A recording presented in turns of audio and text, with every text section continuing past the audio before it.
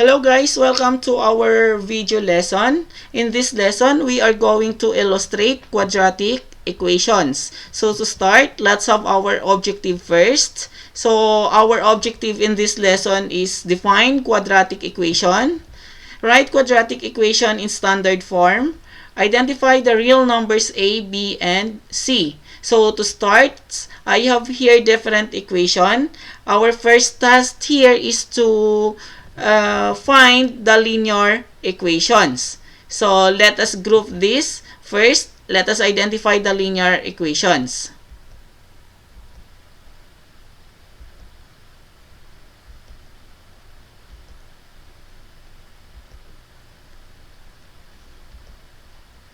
Okay, so these are the linear equations, and what are the common in these equations? So kung titingnan natin, the highest exponent appearing to the variable is 1. And in that case, this is what we call linear equation. And to define, that is a first degree polynomial. Now, let us discuss what are the remaining equations all about. Okay, so ano naman itong mga natirang equations na ito? Tatawagin naman natin silang quadratic equation. So, what is quadratic equation? A quadratic equation in one variable is a mathematical sentence of a degree 2 that can be written in standard form. Actually, this is our first topic in Math 9, the quadratic equation. Now, take note for that definition. Degree 2. Ibig sabihin po nito, the highest exponent appearing to the variable of each equation is 2. Look at these examples. Now, sa ating examples, makikita natin na yung highest exponent na nag-a-appear sa bawat variable is 2, maliban lamang dito sa 3x times x minus 2 equals 0. But, in this case, we can still multiply 3x by x, so magkakaroon pa rin siya ng exponent na 2. Kasi 3x times x is equal to 3x squared. So, meaning, magkakaroon pa rin siya ng exponent na 2. Again, take note for the definition. A quadratic equation in one variable is a mathematical sentence of degree 2 that can be written in standard form. What is the standard form? It is ax squared plus bx plus c equals 0, where a, b, and c are real numbers and a is not equal to 0. So, itong value ng a, b, and c, dapat yan lahat ay real numbers. At itong si a, dapat hindi siya equal to 0. Bakit? Kasi pag equal to 0 itong si a, ang equation natin ay magiging linear equation. This term will become to 0. So, mawawala na po yung highest exponent na 2. So, hindi na siya maging degree 2 kung ang a ay 0. So, therefore, again, so dapat ang a is not equal to 0 para siya ay quadratic equation. And, take note, in a standard form of a quadratic equation, a should be a positive real number. So, dapat ang value ng a natin always ay positive. Now, let us discuss the parts of the standard form of a quadratic equation. Ax squared plus bx plus c equals 0. So, what do we call this first term, ax squared? So, ang tawag natin dyan is a quadratic term. Again, a quadratic term is a term in a standard form where the highest exponent of the variable is 2. The next one is the bx. Ano naman ang tawag natin sa term na ito? This is what we call linear term. And the next term is c, and this is what we call the constant. And this symbol equal is what we call the equality symbol, and this is always equate to 0. Now, this is our quadratic standard form of a quadratic equation. So, and we have to take note also that the arrangement power must be in descending order. Descending order, ibig sabihin from highest to lowest ang kanyang power.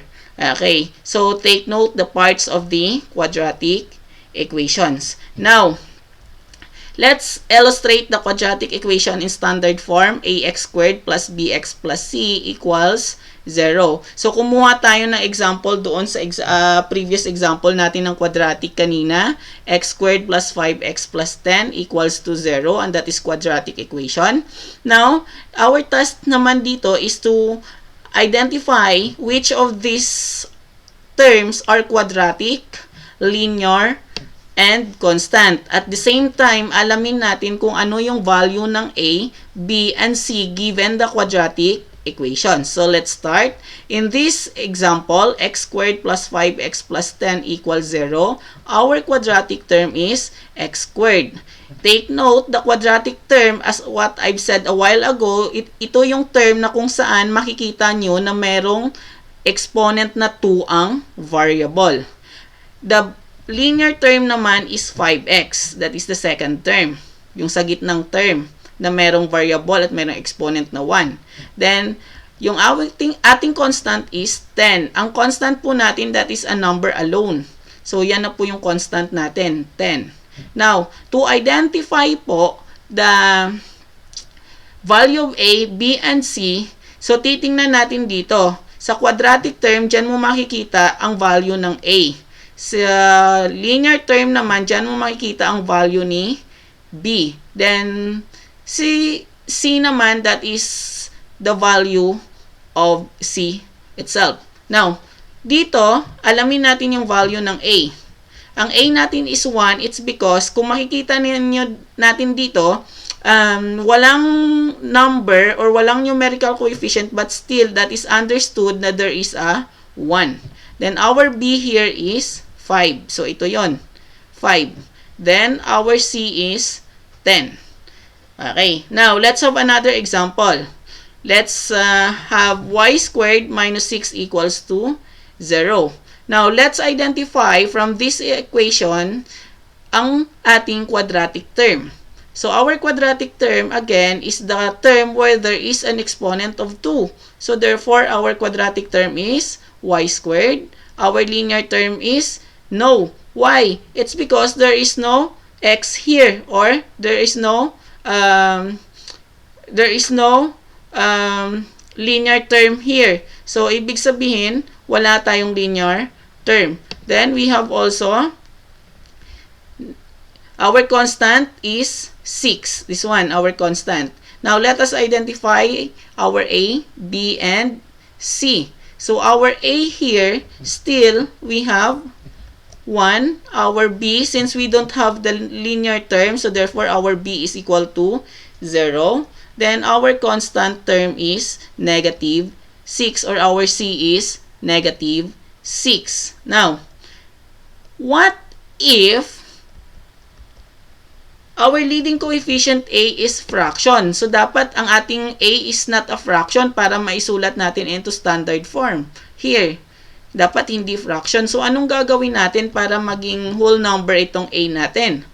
Okay, halimbawa, 1/2 x squared plus 3x equals to 8. So, kung titingnan natin, it is not written in standard form kasi hindi siya naka-equate into 0. At the same time, yung A natin is fraction. So, paano natin matatanggal itong fraction na ito? So, kapag ang A is fraction, ang gagawin lang natin is i-multiply lang natin sa kung ano yung denominator ng ating A. So, in this case, ang denominator ng ating A ay 2. So, multiply natin sa 2 both sides. So, we have here 2 times 1/2 x squared, 2 times 3x, then 2 times 8. Then, we have here x squared.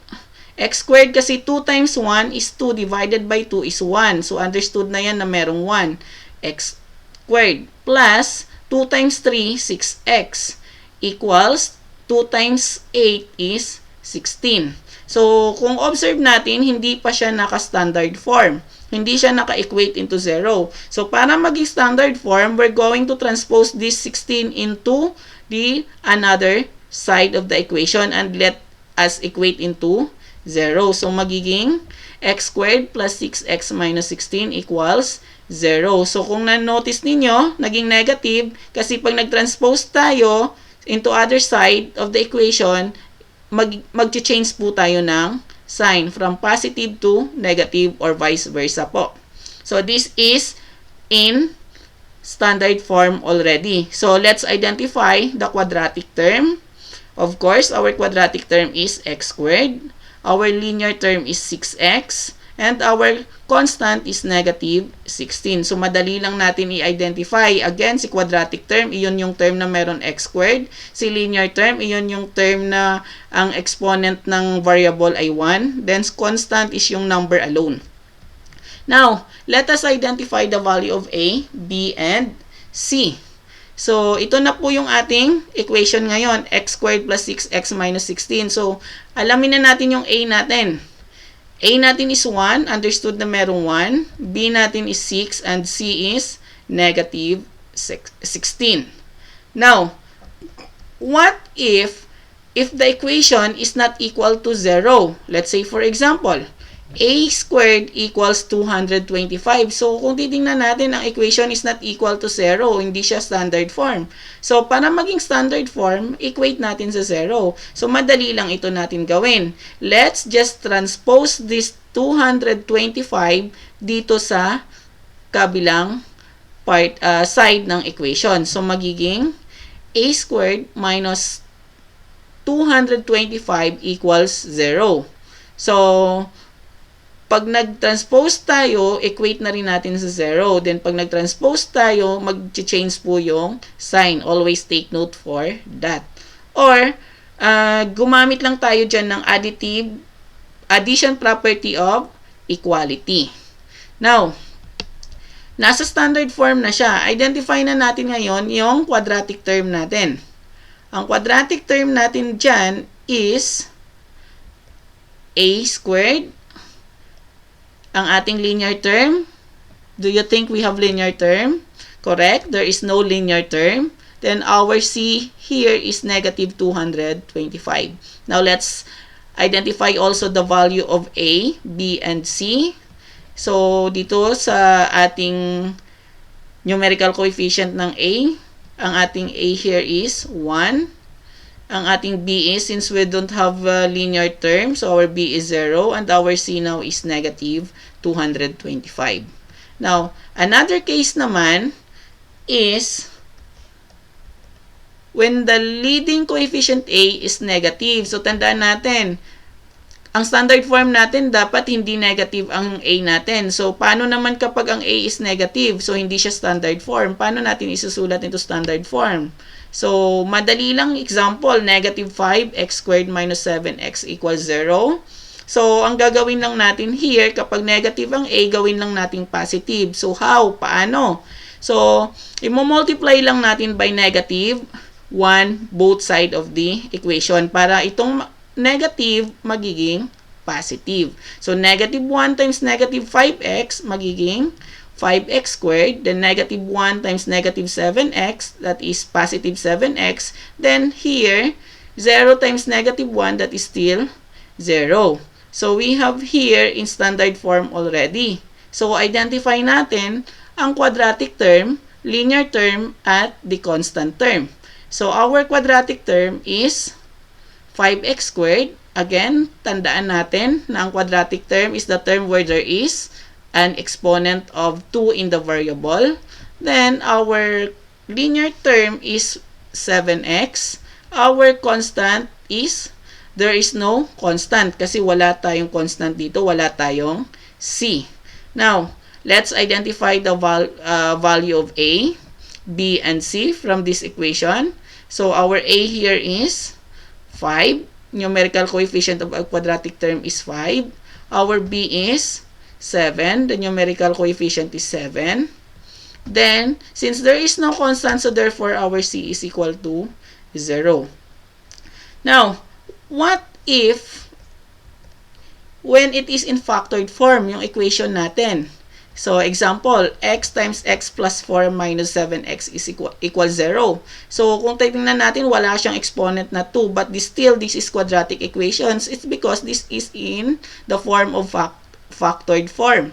So, ang gagawin lang natin is to multiply each term. I-distribute lang natin. So, x times x is x squared. X times 4, 4x. Minus 7x equals 0. Kung matitingnan natin, meron tayong, what do you call this one?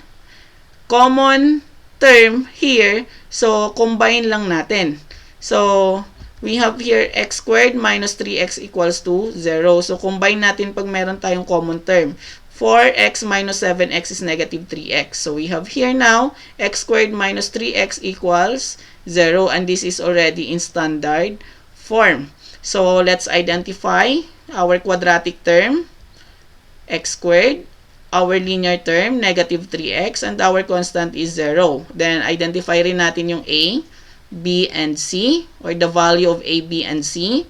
So, we have a is, again, 1, kasi understood na merong 1 dyan sa numerical coefficient ng x squared.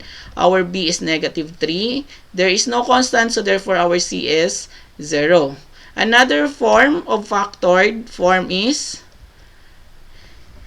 let's say, x plus 3 times x plus 4 equals to 0. So, mag-apply lang tayo ng FOIL method here. So, we have here x times x, x squared, x times 4, 4x, 3 times x, 3x, 3 times 4, 12.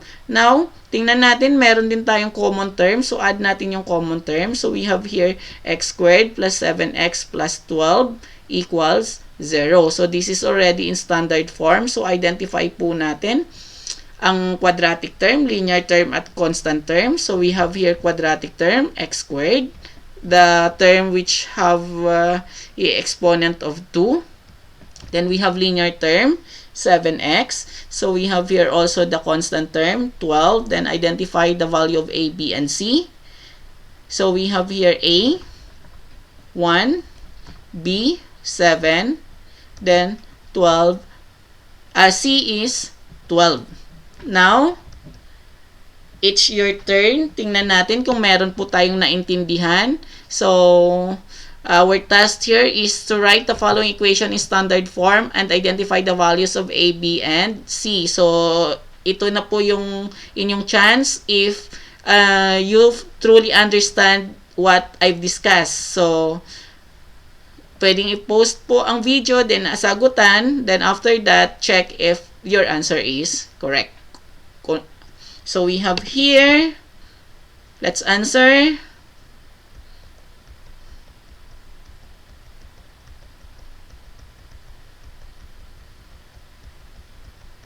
Okay, so this is our answer. Compare my answer to your answer. Okay, so all of these equations is an example also is same as our examples. Okay, so this is the end of our discussion. So, thank you.